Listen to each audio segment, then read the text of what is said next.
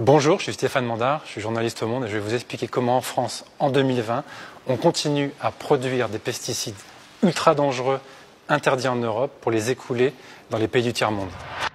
Bonjour Stéphane Mandard. Bonjour Hugo Clément. Vous avez réalisé une enquête qui révèle des informations assez incroyables, notamment sur des pesticides considérés comme dangereux, qui sont interdits à la vente aujourd'hui en France et dans l'Union européenne, mais que la France continue à fabriquer pour les vendre dans des pays en développement. Ça paraît dingue. C'est complètement dingue. C'est pas des petits pesticides qu'on emploie de façon anodine dans les jardins, monsieur tout le monde. C'est des pesticides qui sont les plus toxiques au monde. Il y a quoi comme pesticide par exemple qui est interdit chez nous mais qu'on continue à produire pour vendre à l'étranger? Alors, le pesticide le plus connu, entre guillemets, c'est ce qu'on appelle l'atrazine. C'est un pesticide qui est utilisé beaucoup dans les champs de maïs et c'est interdit depuis 2003 au niveau européen parce que c'est une molécule qui a des conséquences sur le développement intra-utérin. C'est reprotoxique, c'est génotoxique, ça peut avoir des répercussions sur le développement d'un fœtus ou ensuite sur des points de QI en moins pour un enfant. C'est vraiment la molécule la plus connue. Cette atrazine, on continue à le fabriquer en France. Il y a 19 sites en France, c'est assez faramineux, qui tous les jours vont produire ces pesticides interdits. À quel endroit? C'est tenu secret. J'ai posé la question à ces producteurs pour savoir quelle quantité et où, et ils n'ont pas voulu me répondre. Ils se réfugient derrière le secret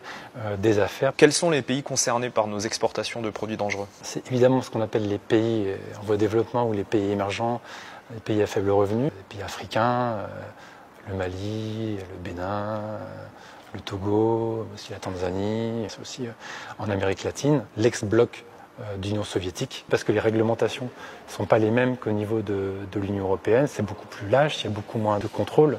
Et les personnes qui utilisent ces produits, bien souvent, n'ont pas les protections adaptées, voire n'ont pas de protection du tout. Donc c'est vraiment exposé massivement à ce danger, avec des cas de mortalité directe. Donc c'est très très dangereux pour les populations qui les utilisent. Et parmi ces populations qui les utilisent, les travailleurs, on trouve des hommes, des femmes et aussi beaucoup d'enfants. Vous avez interrogé les fabricants de pesticides pour leur demander quand même comment ça se fait que vous continuez à produire des pesticides qu'on sait dangereux, qu'on a interdits, et à les vendre dans des pays pauvres. Il n'y a pas un problème de morale, ça leur pose aucun souci? Eux ne réfléchissent pas en termes de morale, ils réfléchissent en termes de business. La seule valeur qui est mise en avant par les fabricants, c'est la liberté d'entreprendre. Il n'y a pas du tout de prise en compte de la santé des populations qui peuvent travailler avec ces produits ou être exposés parce qu'ils vont consommer une alimentation contaminée par ces substances toxiques. D'ailleurs, l'ONU, dans un rapport sur l'alimentation, a noté que cette pratique est une violation des droits de l'homme. Donc la France viole les droits de l'homme selon l'ONU aujourd'hui? La France participe à la violation des droits de l'homme, c'est l'ONU qui le dit. Sous la pression de plusieurs associations, les députés français ont voté une loi qui interdit la production de ces pesticides dangereux à partir de 2022 en France. Et cette loi, elle n'a pas du tout plu à l'industrie des pesticides.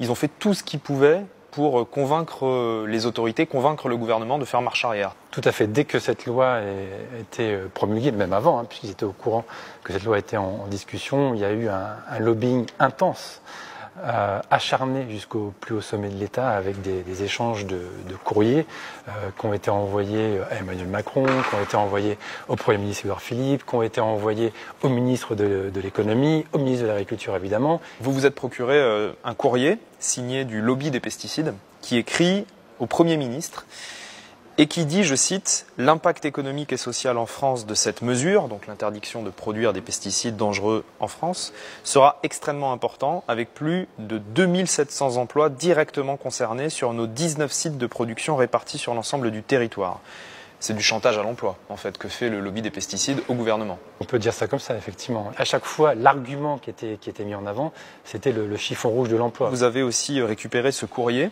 signé du chef de cabinet d'Emmanuel Macron et daté du 25 juin 2019, où on peut lire « Soyez certains que le chef de l'État a pris connaissance avec attention des préoccupations que vous exprimez. Je vous invite à vous rapprocher de M. Bruno Le Maire, ministre de l'Économie et des Finances, pour trouver une solution. » Et du côté du ministère de l'Économie, Bruno Le Maire répond au lobby des pesticides « Soyez assurés que mon ministère reste attentif aux évolutions de l'activité de fabrication de produits phytopharmaceutiques en France et aux difficultés qu'elle pourrait rencontrer. » On se rend compte que la démarche du lobby des pesticides trouve une oreille très attentive au plus haut sommet de l'État, à la fois auprès d'Emmanuel Macron à l'Élysée, mais aussi auprès du ministre de l'économie, qui endosse finalement carrément l'argumentaire des fabricants en parlant d'atteinte excessive à la liberté d'entreprendre, qui est l'argument qui a été mis en avant par les fabricants pour contester devant le Conseil constitutionnel la validité de la loi. On en est où aujourd'hui de ces pressions, contre-pressions? Qu'est-ce qui se passe?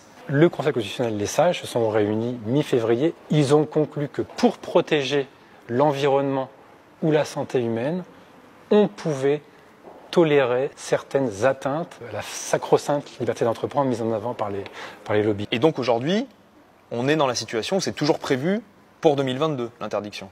Aujourd'hui, ils peuvent continuer à produire ces pesticides jusqu'en 2022. Et en 2022, normalement, ils ne pourront plus le faire. Ça devrait être interdit. Mais le lobby, qui a toujours dans sa poche quelques jokers, n'entend pas abandonner la partie aussi facilement. Donc ils sont en train d'étudier d'autres recours possibles devant d'autres juridictions pour faire invalider cette interdiction. Le lobby des pesticides a perdu une manche, mais ils n'ont pas dit leur dernier mot. Le feuilleton n'est pas encore terminé. Je pense qu'on va pouvoir se revoir dans les prochains mois pour écrire la suite de ce bras de fer.